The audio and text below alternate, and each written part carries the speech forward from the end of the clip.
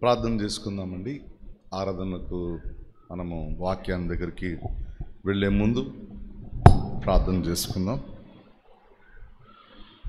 మమ్మల్ని మిక్కిలిగా ప్రేమించిన మా ప్రియ తండ్రి, మీకు స్తోత్రములు, వందనములు ప్రభువా. ఉదయకాల సమయంలో శ్రేష్టమైన మీ సన్నిధి పునరుద్ధాన దినమున పరిశుద్ధులందరితో కలిసి అనుగ్రహించిన మీ ప్రేమకు స్తుతులు స్తోత్రాలు చెల్లిస్తున్నాం ప్రభువా. గత దినాలలో మా తండ్రి మీ దాసుల అన్నయ్యను ప్రభా డెంగ్యూ టైఫాయిడ్లో నుంచి ప్రభా మీరు బయటకు తీసుకుని వచ్చినందుకు స్తోత్రాలు. నీరసాన్ని ప్రభా మీరు తగ్గిస్తున్నందుకు స్తోత్రాలు తండ్రి. మా ప్రియులు అనేక మంది ప్రభా జ్వరాలతో బాధపడి అన్నింటి నుండి ప్రభా స్వస్థపరచబడి మరలా తిరిగి మామూలు పరిస్థితుల్లోకి నడిపిస్తున్నందుకు స్తోత్రాలు చెల్లిస్తున్నాం ప్రభా. సార్వత్రిక సంఘముగా చెదిరిన సకల పరిశుద్ధులు ఈ సమయంలో ప్రభా ఆరాధనకు ప్రభా కూడుకొంచుండగా ప్రభండి మేము కూడా వారితో కలిసి ఆరాధించేటటువంటి భాగ్యం దయచేసినందుకు స్తోత్రాలు. ఈ సమయాన్ని దీవెనకరంగా చేయండి, కృప చూపించండి ప్రభువా, సహాయం చేయమని అడుగుచున్నాం. మరి నా తండ్రి, ఆత్మతోనూ సత్యముతోనూ ఆరాధించడానికి మమ్మల్ని మీరు వాక్యపు వెలుగులో దర్శించి ప్రేరేపించి మా నోట మీ మాటలు ఉంచి ప్రభా మీ ఉత్తముడువని, సర్వోన్నతుడువని, సర్వాధికారియు ప్రభువునకు దేవుడై ఉండి నిరంతరము స్తోత్రార్హుడుగా ఉన్నవాడవని, సార్వభౌమాధికారంతో సమస్త పరిస్థితులను నన్ను సమస్తాన్ని ఏలుబడి చేస్తున్న దేవుడు అని మిమ్మల్ని స్తుతించడానికి సహాయం చేయండి తండ్రి. కుడి పార్శ్వమున కూర్చునుండి మందరి కొరకు విజ్ఞాపన చేస్తున్నటువంటి కర్తగా మీరున్నందుకు స్తోత్రములు చెల్లిస్తున్నాం ప్రభా. మమ్మల్ని ప్రేమించి ఈ లోకమునకు మీ ప్రియమైన కుమారుని పంపించి పాపశాపమును దైవ ఉగ్రతను నిత్య నరకాగ్నిని తప్పించి చీకటి నుండి మరణము నుండి ఆశ్చర్యకరమైన వెలుగులోనికి దాటించిన మీ ప్రేమంతటి కొరకు స్తోత్రాలు చెల్లిస్తున్నాం ప్రభా. ఈ సమయాన్ని దీవెనకరంగా చేయండి. మేము ప్రభా వాక్యమును విడమర్చి నానా లోతుల్లోనికి చూడటానికి సహాయం చేయండి ప్రభా. మేమందరము కలిసి ఏకమనసుతో ఏకాత్మతో ఆరాధించడానికి సహాయపడమని ప్రభా. చేరివచ్చిన వారిని బట్టి మీకు స్తోత్రాలు. రానున్న వారిని మీరు బలపరచండి. అంత్యోక సంఘానికి అనుబంధంగా ఉన్నటువంటి ఆయా ప్రాంతాలకు దాసులు వెళ్తుండగా వారిని క్షేమముగా తీసుకుని వెళ్ళండి ప్రభా. నాయనా వరదల ఉధృత వలన ప్రభా ఎంతోమంది నాయనా మా తండ్రి దుఃఖముతో వేదనతో ఉన్నటువంటి ప్రభా కుటుంబాలను మేము చూస్తుండగా ప్రభా దయతో కనికరించండి ప్రభా. నాయనా వారిని ప్రభా దయచేసి ప్రభా ప్రాణ నష్టం జరగకుండా సహాయపడండి. కళ్ళెదురుగుండగా ఎంతమంది కొట్టుకుని వెళ్ళిపోతున్నారు ప్రభా. దయచేసి ప్రభా కనికరం చూపించండి నాయన. మరి తండ్రి దేవా అని వెలుగెత్తి మీ వైపు మీ తట్టు చూడటానికి సహాయం చేయమని అడుగుచున్నాం ప్రభా. ఈ సమయాన్ని దీవెనకరంగా చేయమని మాతో మాట్లాడమని యేసు ప్రభువారి పరిశుద్ధ నామములో స్తుతించి ప్రార్థించి అడిగి వేడుకుంటున్నాం తండ్రి, ఆమేన్. ఆరాధనకు గాను మనము దినవృత్తాంతముల 2వ గ్రంథం 20వ అధ్యాయము 12వ వచనము మనము చదువుకుందాం. దినవృత్తాంతములు 2వ గ్రంథం 20వ అధ్యాయము 12వ వచనాన్ని అందరం కలిసి ఒకసారి చదువుకుందాం. మా దేవా, నీవు వారికి తీర్పు తీర్చవా? మా మీదకు వచ్చు ఈ గొప్ప సైన్యముతో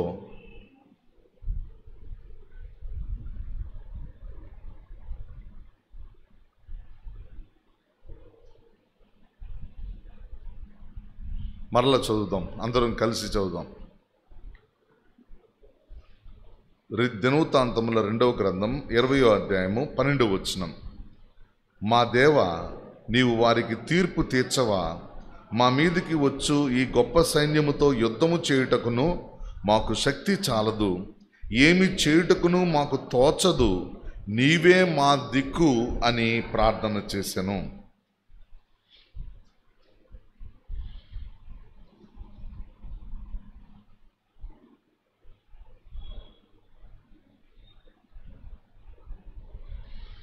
ఇక్కడ ఈ అధ్యాయంలో యెహోషాపాతు రాజుగా ఉన్నటువంటి యోధా దేశం ఇది. దయచేసి జాగ్రత్తగా వినండి. యెహోషాపాతు ఈ యోధా మీదికి ఎవరెవరు దండెత్తుతారంటే, మొదటి వచనంలో మోయాబీయులు, అమ్మోనీయులు, మెయోనీయులు, వీరు మాత్రమే కాదు, రెండవ వచనంలో ఆవల నుండి సిరియను తట్టు నుండి గొప్ప సైన్యము నీ మీదకి వచ్చుచున్నది. 4 శక్తివంతమైన శత్రు దేశం యొక్క సైన్యము నలుదిక్కుల నుండి ఒక్కసారిగా ఊకుమ్ముడిగా దాడి చేస్తూ ఉన్నారు. వీళ్ళు ఎలాంటి వాళ్ళు అని అంటే, చాలా దారుణమైన పరిస్థితులు. నేడు ఇశ్రాయేలు దేశము చుట్టూతా ఉన్నవాళ్ళు వీళ్ళే. ఆ రోజున యెహోషాపాతు కాలంలో, ఆ ముందు ఉన్నటువంటి న్యాయబుద్ధుల కాలంలో, తర్వాత ఉన్న వాళ్ళల్లో కూడా వీళ్ళే ఉంటా. ఈ మోయాబీలు, అమ్మోనీయులు, మెయోనీయులు, ఈ సిరియనులు ఎలాంటి వారంటే, వీళ్ళు ఎక్కడి నుంచి వచ్చారు అని అంటే, వీరు ఇక్కడ రాయబడినటువంటి మాటను చూస్తే షేయిరు మన్యము నుండి. షేయిరు మన్యం అంటే ఎలాంటిదంటే, ఓబద్య గ్రంథంలో చెప్పబడినటువంటి మాటలను మనం జ్ఞాపకం చేసుకోవాలి. ఓబద్య గ్రంథంలో వీళ్ళు ఎలాంటి వాళ్ళు అని అంటే ఎదోమీయులు అని రాసుంటుంది. షేయిరు మన్యం అని అనగానే ఇది ఇంచుమించు 1000 కిలోమీటర్ల పరిధిలో విస్తరించిన కొండల మీద ఉన్నటువంటి ప్రాంతం ఇది. వీళ్ళు ఎర్రని కోటలను వాళ్ళు తమ కోసం కట్టుకుని, వారు ఎంతో శక్తివంతంగా తమ యొక్క రాజ్యాన్ని స్థాపించుకొని, మాకు ఏమాత్రం తిరుగులేదని చెప్పి వాళ్ళు శక్తివంతమైన వారుగా ఆ రోజుల్లో చరిత్రలో నిలిచిపోయారు. ఎదోమీయులు అని అనగానే ఏషావుకున్న మరి ఒక పేరు ఎదోము. ఎదోము అనే మాటకు అర్థం ఏంటంటే ఎర్రని అని అర్థం. ఎర్రని అనే మాటలో 3 రకాలుగా మనం చూడాలి.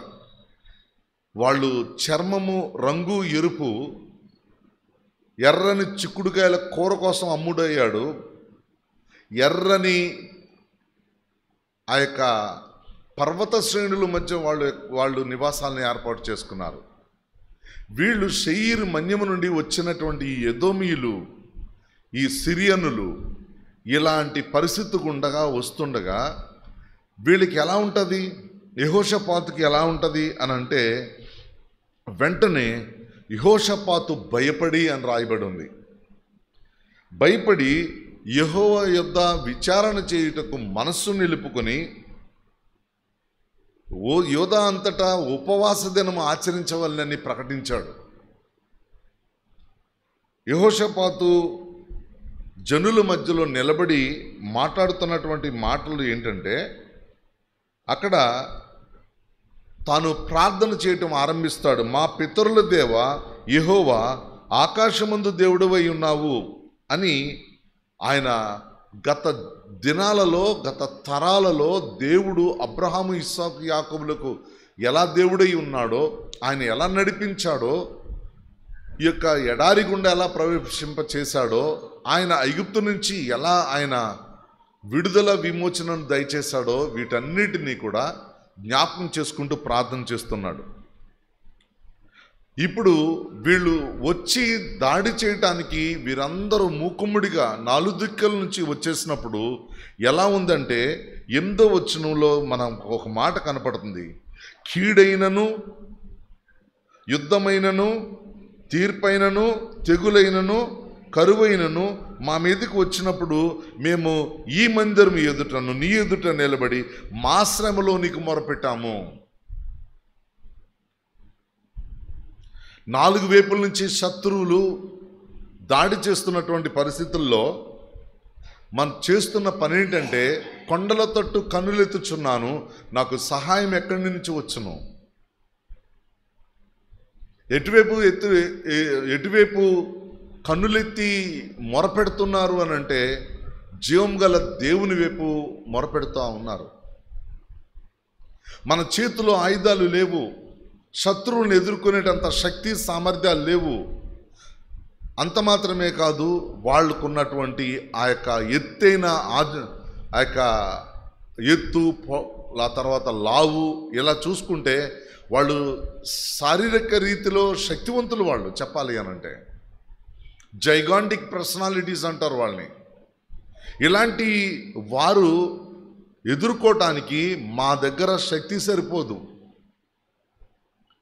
మొట్టమొదటగా క్రైసిస్ వచ్చినప్పుడు మేనేజ్ చేయడం అనేది చాలా క్రిటికల్.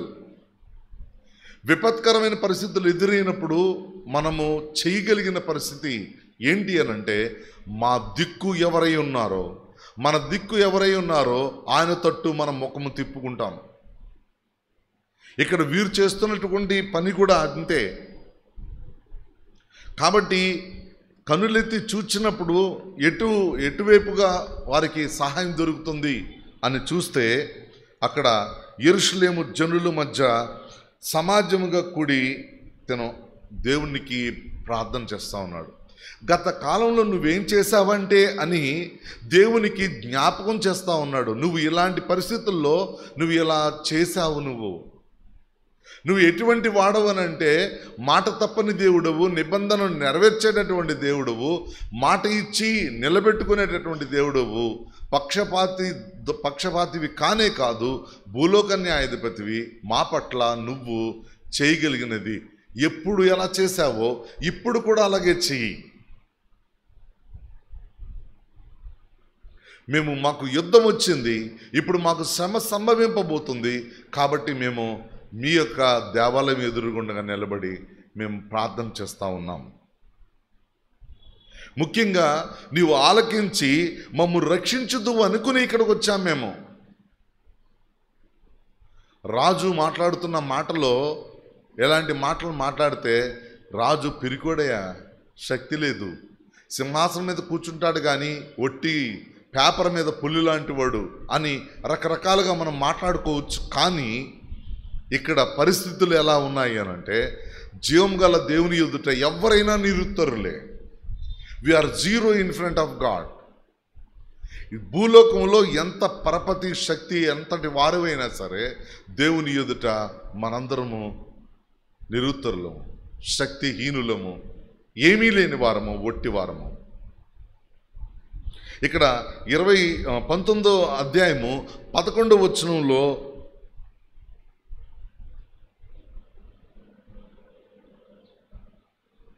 ఒక మాట రాసి ఉంది, చదవండి. ఎవరైనా గట్టిగా చదవండి. దినవృత్తాంతంలో 2వ గ్రంథం 19వ అధ్యాయం 11వ వచనం.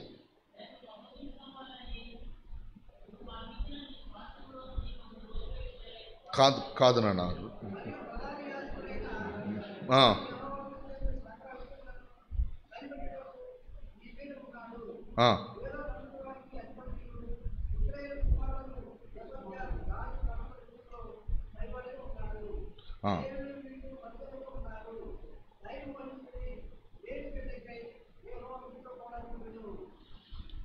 చూడండి, ధైర్యము వహించుడి, మేలు చేయుటకై యెహోవా మీతో కూడా ఉండును. ఇమ్మానుయేలు ఆయన ఏంటంటే, యెహోషాపాతు అంతకుముందే చెప్తున్నాడు, ఉపద్రవం రావటానికి ముందు, శత్రువులు దాడి చేయటానికి ముందు వీరందరినీ ఎక్కడికక్కడ నియమించి యాజకులను, ప్రధాన యాజకులను, దేవుని సేవకులుగా ఉండేటటువంటి వారిని అందరినీ ఏర్పరిచి ఆయన యెహోషాపాతు చెప్తున్న మాట ఏంటంటే, ధైర్యము వహించుడి, మేలు చేయుటకై యెహోవా మీతో కూడా ఉండును. ఇమ్మానుయేలు అనే మాట మనకి కొత్త నిబంధన గ్రంథంలో కనపడింది, కానీ ఆయన ఎప్పుడు ఉన్నాడు? ఆయన ఇశ్రాయేలీయులకు వెంట నడిచినటువంటి దేవుడు, ముందుగా సర్వసైన్యములకు అధిపతి దేవునిగా ముందు నడిచిన వాడు, ఆయన వారికి తోడుగున్నవాడు. ఎడారిలో నేను వారిని స్నేహించి తిని అంటాడు. ఆయన తోడు, ఆయన కాపుదల, ఆయన సంరక్షణ సామాన్యమైంది కాదు. ఎప్పటికప్పుడు గతాన్ని జ్ఞాపకం చేసుకుంటే దేవుణ్ణి ఆరాధించేటటువంటి, ఆయన ఏమై ఉన్నాడో ఆయన గుణలక్షణాలను గుర్తు చేసుకోవటం మాత్రమే కాదు, ఆయన చేసిన కార్యాలను కూడా జ్ఞాపకం చేసుకోవటం ఆరాధనే. గతంలో జరిగిన దాన్ని బట్టి అప్పుడు అలా చేశాడు కాబట్టి ఇప్పుడు కూడా చేయగల సమర్థుడు. దేవుని బట్టి ధైర్యం తెచ్చుకుందాం. శ్రమకు ముందు యోహాను సువార్త 14వ అధ్యాయంలో యేసుప్రభు వారు శిష్యులతో మాట్లాడుతూ మీ హృదయములను కలవరపడనీయకుడి అనే మాట్లాడటానికి కారణం ఏంటంటే, త్వరలో ఆయన యెరూషలేమునకు వెళ్ళి ఆయన ఆ పాపుల చేత సిలువ ఆయన భరించేటటువంటి దినము దగ్గరలో ఉంది. కాబట్టి కాపరిని కొట్టుదును గొర్రెలు చెదరైపోవును అనే మాటకు ప్రభువుని యొక్క సిలువపై మ్రానుపై ఆయన బలిగా అర్పించబడటానికి వెళ్ళే ముందే, జరగబోతున్నటువంటి శ్రమకు ముందే ఆదరిస్తున్నాడు దేవుడు. శిష్యుల నుంచి ప్రభువు దూరమైపోయే పరిస్థితి వస్తుంది కాబట్టి త్వరలోనే ఆయన సిలువ యాగము చేయబోతున్నాడు కాబట్టి ఆయన దూరం అయ్యేటటువంటి స్థితిని ముందుగానే చెప్తూ మీ హృదయాన్ని కలవరపడనియొద్దు. నేను I'm not going to leave you, మిమ్మల్ని విడిచిపెట్టడానికి కాదు, నేను మీకోసం స్థలాన్ని సిద్ధపరచడానికి వెళ్తున్నాను.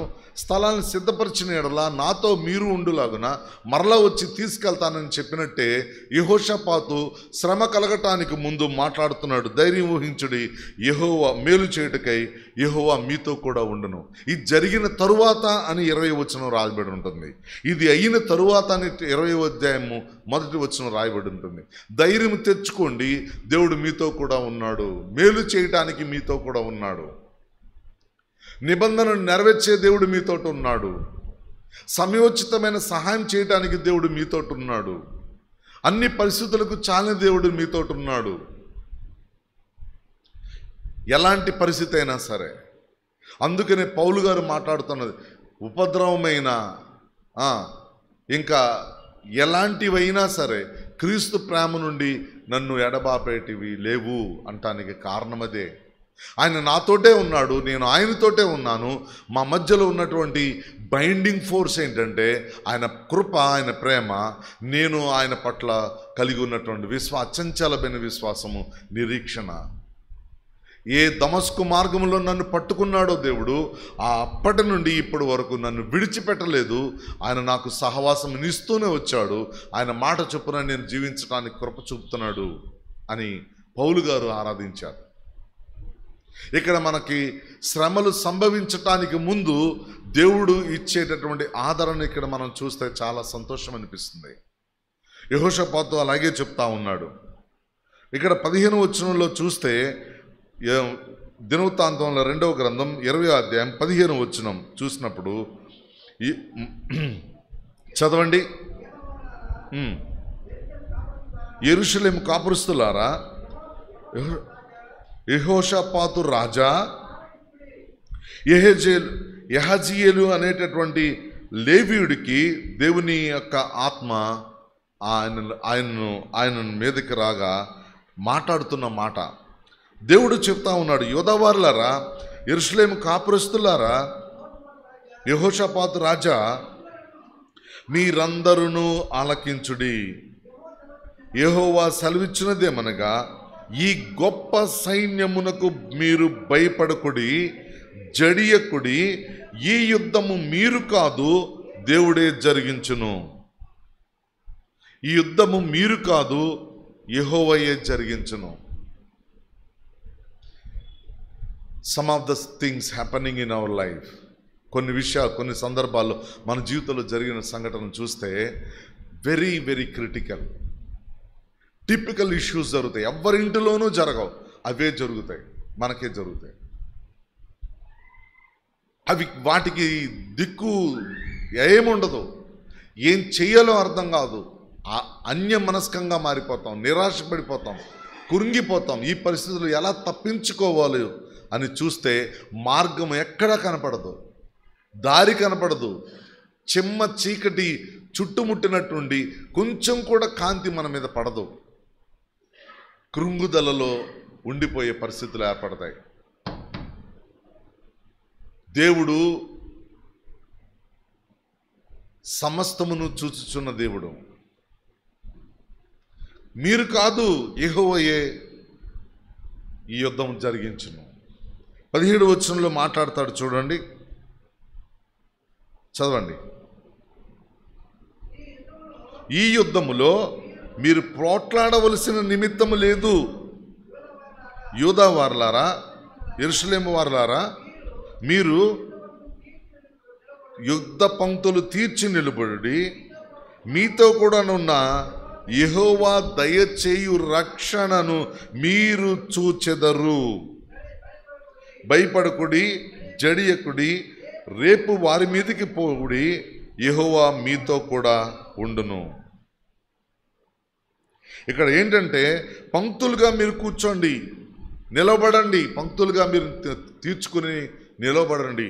యెహోవా దయచేయు రక్షణను మీరు చూచెదరు. ఈ మాట కాదు, మీతో కూడా ఉన్న యెహోవా, మీతో కూడా ఉన్న యెహోవా దయచేయు రక్షణను మీరు చూచెదరు. God is always with us. ఆయన గాడ్ బీ విత్ అస్ కాదు, మనతో ఉంటాడు అనేది ఏదో వేగ్గా చెప్పేటటువంటి స్టేట్మెంట్ లాంటిది కాదు. ఆయన మనతో కూడా ఉన్నాడు. ఇదిగో మనుషుల మధ్య దేవాది దేవుడు ఆయన నివాసం చేశాడు. ఆయన కృపాసత్య సంపన్నుడిగా మన మధ్య నివసించాడు. ఆయన వెళ్ళిపోయాడు అన్నట్టు మాత్రం కాదు. ఆ రోజు అబ్రహాము, ఇస్సాకు, యాకోబులకు మాత్రమే దేవుడు, ఆ తర్వాత ఇశ్రాయేలీయులకు మాత్రమే దేవుడు. నేడు మనకి కూడా దేవుడు, మనతో కూడా ఉన్నవాడు. ఆయన ఆరోహణమై వెళ్ళిన తర్వాత, పరిశుద్ధాత్మ దేవుని పంపించిన తర్వాత నమ్మిన ప్రతి విశ్వాసిలోనూ ఆయన ఉన్నాడు. ఆయన వెంట, ఆయన మనతో కూడా ఉన్నాడు, మనలో నివసిస్తూ ఉన్నాడు. మీతో కూడా ఉన్న యెహోవా మీకు రక్షణ అనుగ్రహించును. ఈ రోజున యుద్ధాలు లేవు మనకి, కానీ యుద్ధ పోరాటం ఉంది. విశ్వాస జీవితంలో వెళ్ళే కొద్దీ పోరాటం ఉంది మనకి. కానీ రక్షణ మనకు ఎలా అనుగ్రహించబడింది? మనతోనున్న దేవుడు సువార్తను అనుగ్రహించాడు, సువార్త వినిపింప చేశాడు. మనకి సువార్తను అంగీకరించడానికి ద్వారం తెరువబడింది. వెంటనే లోపలున్న రాతి గుండె మెత్తగా మారటం ఆరంభమైంది. సువార్తకు తగిన రీతిలో మనము కదలటం ఆరంభించాం. సువార్తకు తగిన రీతిలో ప్రతిస్పందించటం మొదలుపెట్టాం. ఆ తర్వాత సువార్త సత్యము మనకు అనుగ్రహించబడిన తరువాత దైవ చిత్తానుసారమైన దుఃఖము, రక్షణార్థమైన మారు మనసు దేవుడు మనకు అనుగ్రహించాడు. రక్షణను దేవుడు అనుగ్రహించాడు. రక్షణ యెహోవాది. శత్రువుల దాడి నుండి రక్షించడం మాత్రమే కాదు, ఒక వ్యక్తిని పాపపు సంకెళ్ళ నుండి, బంధకాల నుండి విమోచించగలిగినటువంటి సమర్థుడైన దేవుడు.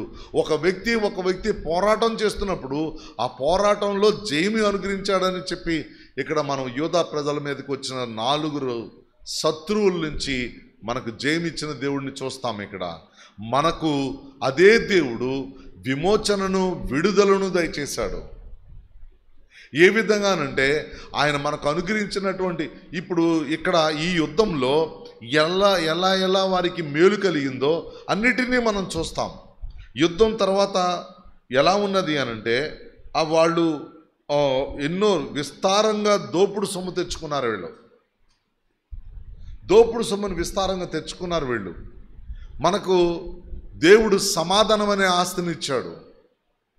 ఆనంద సంతోషాల్ని మన హృదయంలో పెట్టాడు. ఆయన మన జీవితంలో నెమ్మదితోనూ సంతోషంతోనూ జీవనాన్ని కొనసాగించడానికి పరిస్థితులను అనుకూలించాడు మనకి. ఒక మాట మనం అర్థం చేసుకోవాలి, వయసు ఎక్కువైపోతుంది, మనము ఎక్కువ చదవలేదు. కొంతమంది ప్రియులు అనుకుంటారు మేము ఎక్కువ చదవలేదు, కానీ వాళ్ళ పిల్లలు బాగా చదువుకుని అబ్రాడ్లో వాళ్ళు సెటిల్ అవ్వటం మనం చూస్తాం. అదేంటి అనంటే దేవుని ఆశీర్వాదం తక్కువ కాదు. మీతో కూడున్న దేవుడు ఆయన మీకు రక్షణ అనుగ్రహించడం మాత్రమే కాదు, మీ కుటుంబాలను దేవుడు సమస్త జ్ఞానంకు మించిన దేవుని సమాధానంతో నింపుతాడు. దేవుని యొక్క సన్నిధి సమాధానం మనం వెంట వస్తుండగా దేవుని మీద మనము ఆశ పెట్టుకొని ముందుకు వెళ్తున్నాం.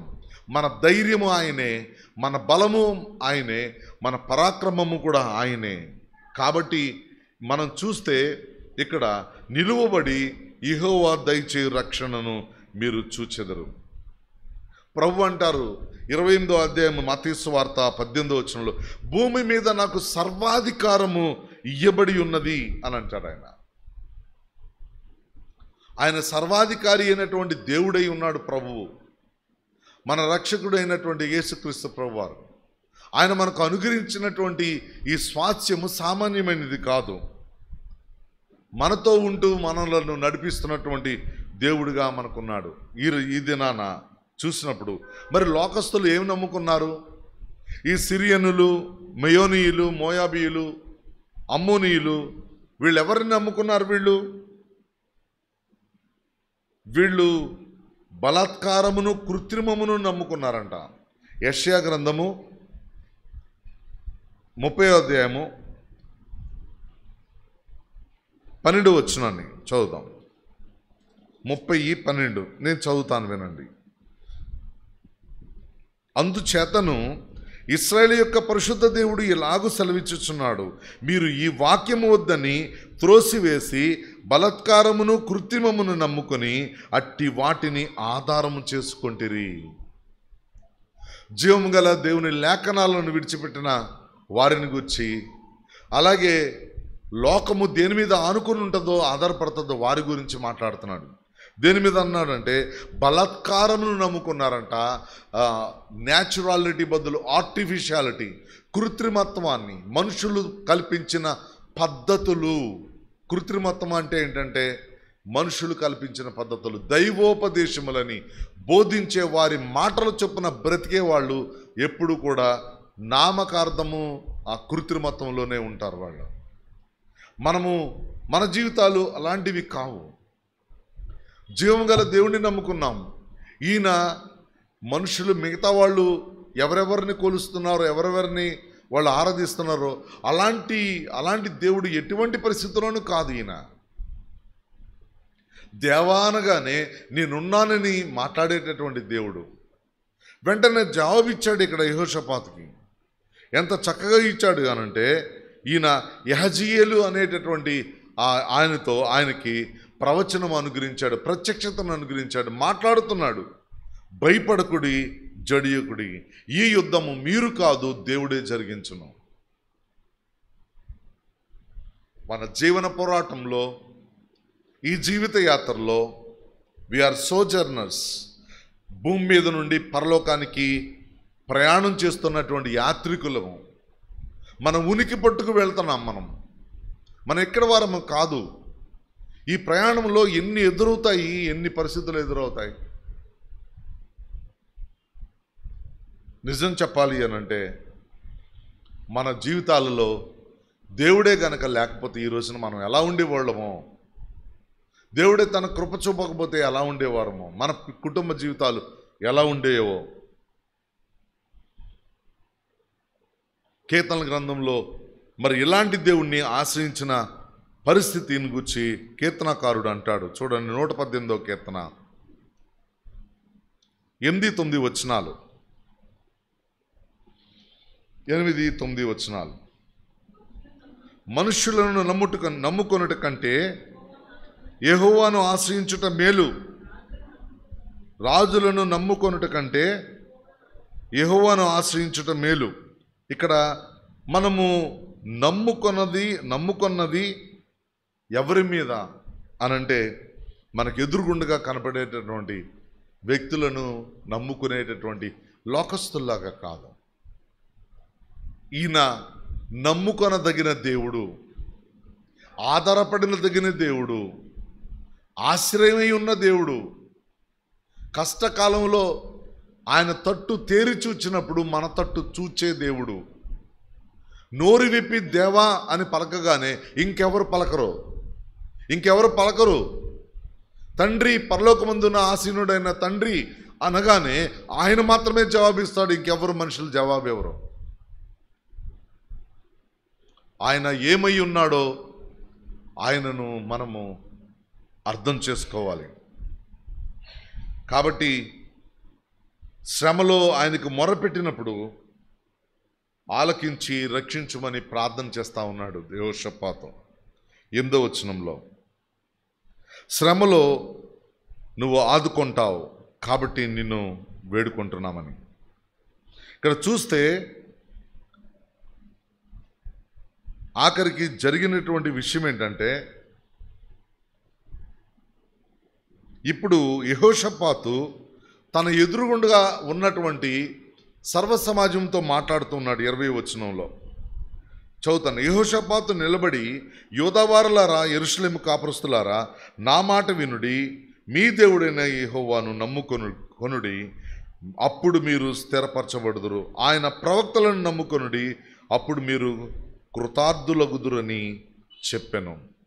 ఏదైతే విన్నాడో రాజుగా ముందు అంగీకరించాడు.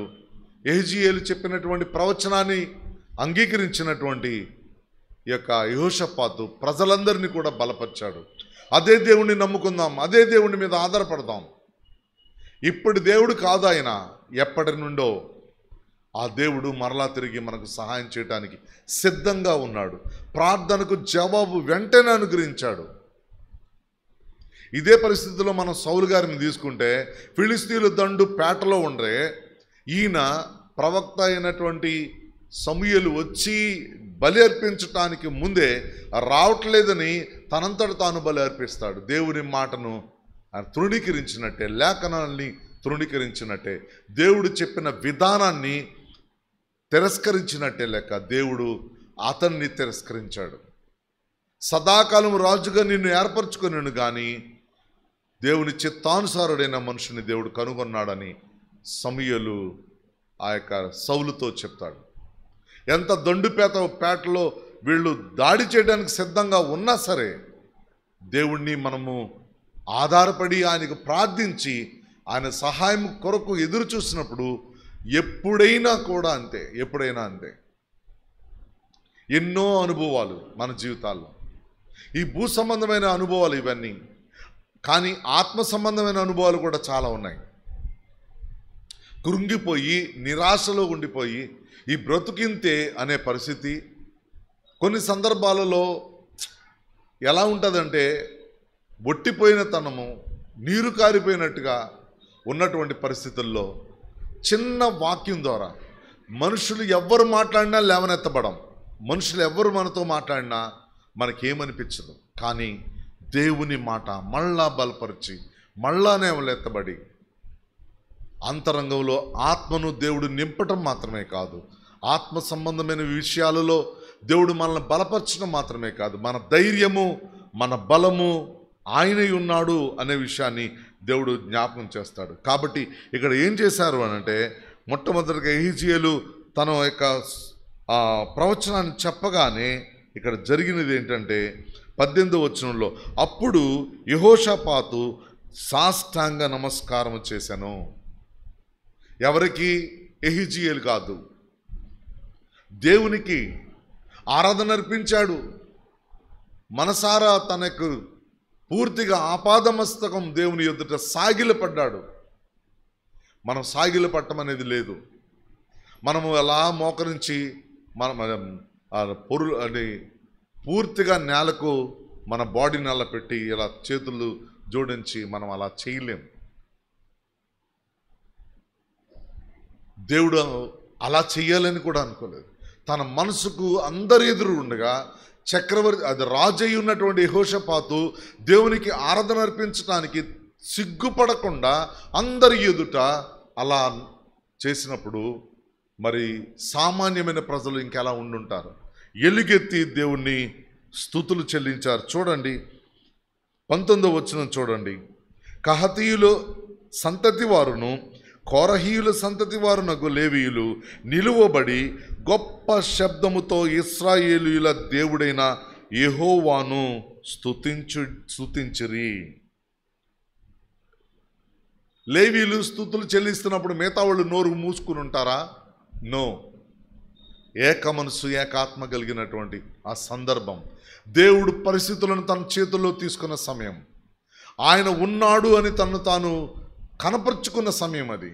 తన ప్రత్యక్షత ద్వారా నేను మీకు తోడై ఉన్నానని చెప్పిన దేవుడు, నేను అనుగ్రహిస్తానని ప్రకటించినటువంటి దేవుడు, మీతో కూడా ఉన్నటువంటి దేవుణ్ణి బట్టి ధైర్యం తెచ్చుకోండి అని యెహోషాపాతు ప్రజలందరికీ ఎలా చెప్పాడో, ఆ దేవుడు అక్కడ ఉండేటప్పటికీ మొట్టమొదట రాజు సాష్టాంగ నమస్కారం చేశాడు దేవునికి. లేవీలందరూ లేచి ఆరాధించారు. మిగతా సర్వ సమాజము కూడా ఎలుగెత్తి దేవుని యొక్క ఆరాధనలో ఏకీభవించిన పరిస్థితి కనపడుతుంది. కాబట్టి ఒకసారి మనము కొత్త నిబంధన గ్రంథాన్ని మనం చూసినట్లయితే,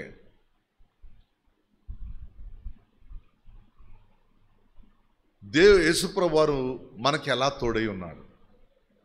హెబ్రీయులకు రాసిన పత్రిక 4:14 మనం ఒకసారి చదువుకుందాం. హెబ్రీయులకు రాసిన పత్రిక 4:14.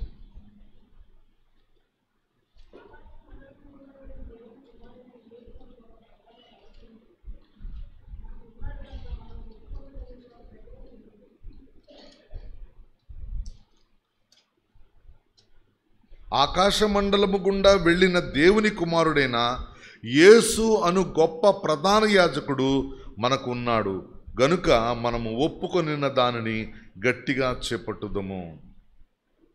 ఆయన ఆకాశమండలము గుండా వెళ్ళి తండ్రి కుడిపార్శ్వన కూర్చునుండి ఆయన మన నిమిత్తమై ఆయన యాజకత్వం జరిగిస్తున్నాడు.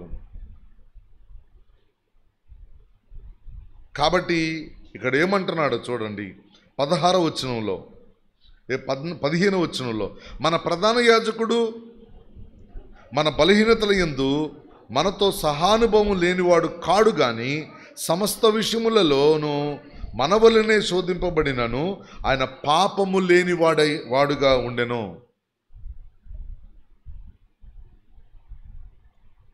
కాబట్టి 16వ వచనం మళ్ళా అందరూ చదువుకుందాం.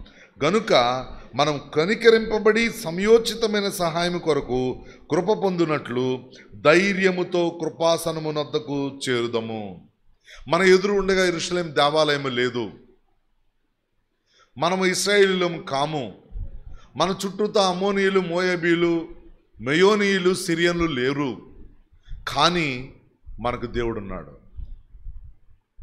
ఆయన ఎక్కడికో వెళ్ళవలసిన అవసరత లేదు. కానీ కనికరింపబడి సమయోచితమైన సహాయం కొరకు కృప పొందినట్లు ధైర్యముతో కృపాసనమునొద్దకు చేరుదము. మనకున్న ధైర్యము ప్రభువే. మనం రక్షించుకున్న దేవుడు, మన కొరకే ప్రాణం పెట్టిన దేవుడు, మనల్ని సంరక్షించి కాపాడేటటువంటి దేవుడు, మనల్ని జారకుండా తొట్టిల్లకుండా మనల్ని చేపట్టి నడిపించేటటువంటి దేవుడు. ఈయనని బట్టి ప్రభువుని బట్టి మన ధైర్యము, మన బలము, ఆ నడిపింపులో మనం కొనసాగటానికి ఎప్పటికీ కూడా ప్రభు సహాయం చేస్తున్నాడు. మరి ఏమని ఆరాధన చేద్దాం? నా ధైర్యము, నా బలము, నా ఆశ్రయము, నా కేడము. కొండల తట్టు కన్నులెత్తి చూచినటువంటి కీర్తనాకారుడు, ఇశ్రాయేలీయులు వాళ్ళందరూ చూశారు. ఇప్పుడు మనం ఎక్కడికి వెళ్ళి ఏ తట్టు చూడటానికి అవకాశం లేదు. మనం పరలోకమందున్న తండ్రి అనగానే ఆయన మన వైపు తన దృష్టిని నిలుపుతాడు. దేవా అనగానే నేనున్నాను అని ఆలకించేటటువంటి దేవుడు మనకున్నాడు. ప్రతి పరిస్థితి వద్ద సహాయం చేయటానికి మనతో కూడా ఉన్నటువంటి మన ప్రభువు ఆయన ఇమ్మానుయేలు. అదే దేవుడు నేటికి మారని, మార్పు లేని దేవుడు. నిన్న నేడు నిరంతరము ఏకరీతిగా ఉన్న దేవుడు మనకు తోడై ఉండగా ఆ ప్రభువుని మనము ఆరాధిద్దాం. కళ్ళు మూసుకోండి, ఆరాధన చేద్దాం.